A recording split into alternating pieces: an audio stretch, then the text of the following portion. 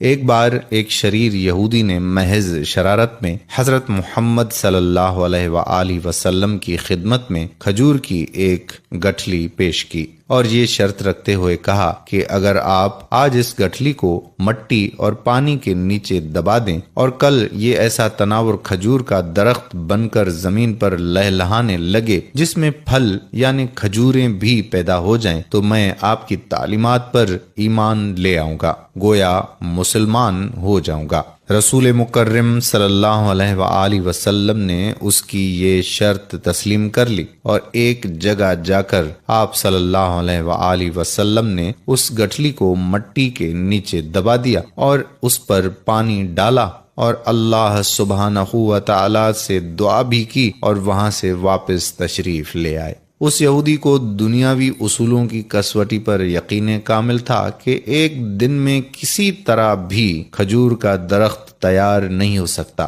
لیکن رسول مکرم صلی اللہ علیہ وآلہ وسلم کی ذات اقدس کی روحانیت اور آپ کا اعتماد اس کے دل میں کھٹک اور خدشہ ضرور پیدا کر رہا تھا کہ کہیں کل ایسا ہو ہی نہ جائے کہ کھجور کا درخت اگ جائے اور اسے ایمان لانا پڑ جائے۔ اس نے اپنے اس وسوسے کو دور کرنے کے لیے پھر دنیاوی اصولوں کی مدد لی اور شام کو اس مقام پر جا کر جہاں کھجور کی گٹھلی آقا دو جہاں صلی اللہ علیہ وآلہ وسلم نے بوئی تھی اس کو وہاں سے نکال لیا اور خوش واپس آ گیا کہ اب کھجور کا نکلنا تو درکنار، کھجور کے درخت کا نکلنا ہی محال ہے، لیکن وہ نہیں جانتا تھا کہ جب معاملہ اللہ سبحانہ و تعالی اور اس کے رسول صلی اللہ علیہ وآلہ وسلم کے درمیان ہو تو دنیاوی اسباب بے معنی ہو جاتے ہیں۔ اگلے دن آقا دو جہاں صلی اللہ علیہ وآلہ وسلم اور یہودی مقام مقررہ پر پہنچے تو وہ یہودی یہ دیکھ کر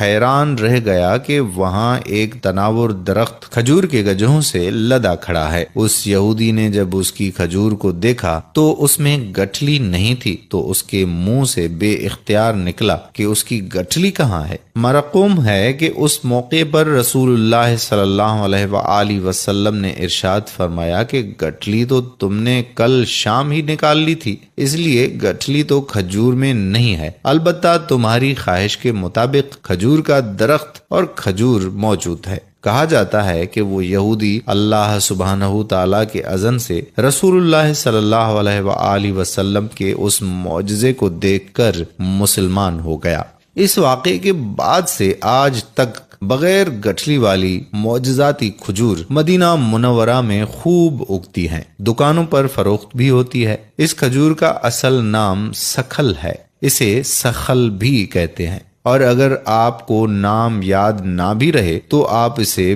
بے دانہ کھجور کہہ کر بھی طلب کر سکتے ہیں۔ اب بہت زیادہ علم رکھنے والے بالخصوص باٹنی یعنی نباتیات کے ماہرین یہ بھی پوچھیں گے کہ جب سکھل کھجور میں گٹھلی نہیں تو اس کی مزید کاشت 1400 سال سے کیسے ہو رہی ہے، تو بتانے والوں نے بتایا ہے کہ اس کے سوکھے پتے کھجور کے باغوں میں مٹی میں مدغم ہو کر نئے پودوں کی بنیاد بن جاتے ہیں۔ دوستو، آپ صلی اللہ علیہ وآلہ وسلم کی پیدائش کا دین پیش ہے اور کچھ نہیں تو کم از کم ایک بار آپ صلی اللہ علیہ وآلہ وسلم پر درود پاک کا تحفہ بھیج کر شیئر کر دیں۔ جب تک یہ ویڈیو شیئر ہوتی رہے گی آپ صلی اللہ علیہ وآلہ وسلم پر لاکھوں کروڑوں درود و سلام کے تحفے پہنچتے رہیں گے، اور ہماری وجہ سے کوئی آگے شیئر کر دے گا تو یقین کیجئے کہ ہماری بھی بخشش کا یہ سبب بنے گا۔